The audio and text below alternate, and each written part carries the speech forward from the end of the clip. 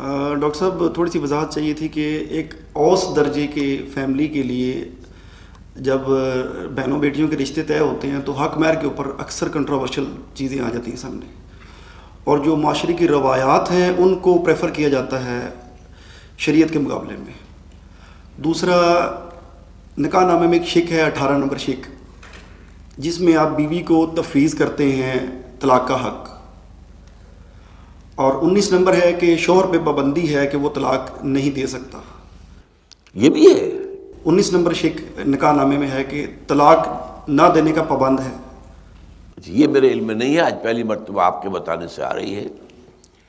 پہلی بات تو مجھے معلوم ہے کہ یہ بات اس کے اندر پرووائڈڈ ہے کہ بیوی کو بھی حق طلاق جو ہے وہ تفویض کر دیا جائے، لیکن دوسری بات یہ کہ شوہر پر پابندی ہو کہ وہ طلاق نہیں دے سکتا، یہ میرے علم میں نہیں ہے۔ اگر ایسا ہے تو وہ غلط ہے، خلاف شریعت ہے۔ لیکن یہ کہ جو 18 نمبر آپ کہہ رہے ہیں کہ وہ اگر ہے تو صحیح ہے۔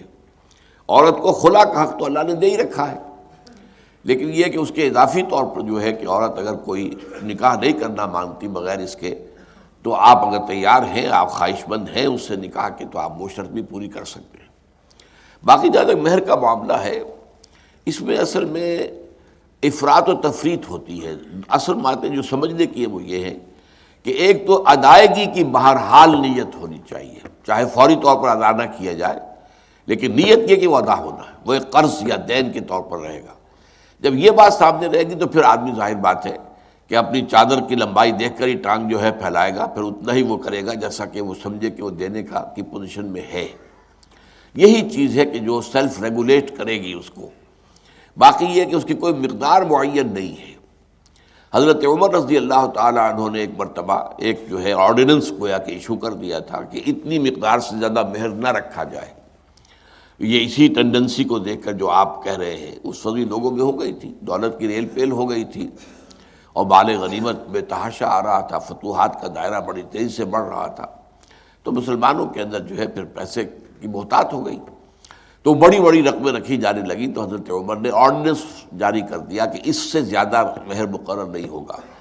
تو ایک خاتون نے انہیں راستے میں روک لیا کہ اے عمر، آپ ہمارے حق پر کیسے کوئی قنگن لگا سکتے ہیں جبکہ اللہ نے کوئی قنگن نہیں لگائی؟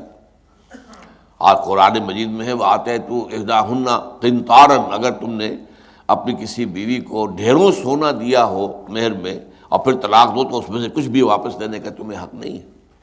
تو یہ چیز اپنی جگہ پر ہے، دینے کی نیت ہو، اور بہترین شکل آج کے دور میں یہ ہے کہ ظاہر بات ہے کہ نکاح کے موقع پر لڑکے والوں کی طرف سے کچھ نہ کچھ زیور چڑھایا جاتا ہے، اس زیور کی مالیت ہی کو مہر قرار دے دیا جائے، گویا کہ وہ مہر ادا ہو گیا۔ وہ بہترین شکل ہے، مہر کی ادائیگی جو ہے عین نکاح کے موقع پر ہو جانا، یہ بہترین ہے۔